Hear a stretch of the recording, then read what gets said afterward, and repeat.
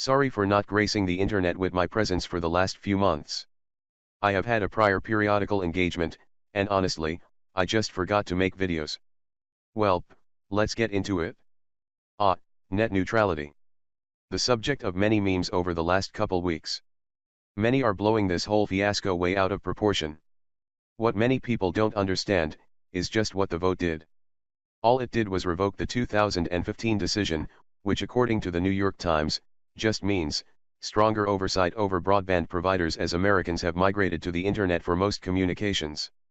Basically, this just means that ISPs can now decide what bandwidth to load sites at. It doesn't mean that you have to pay to watch hentai.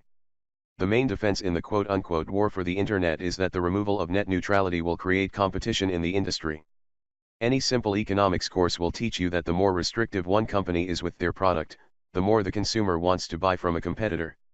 We're going to use Spectrum and Comcast as an example, as those are the two most well-known ISPs across America. If Spectrum slows down my access to Netflix, I have to decide whether or not the switch to Comcast would be beneficial. Comcast might cost more, but they won't slow down my access and they have a higher base bandwidth. This is just an example, as no one would ever choose Comcast. Now, the downside to this is the fact that larger chain stores could shut down smaller, family-owned competitors if the price is right. The main thing with that is, it's just business. The debate is truly over whether or not the internet is a right. The main informed argument against the repeal of net neutrality is one of principle. The whole, they took our internet, what's next? Kind of mentality.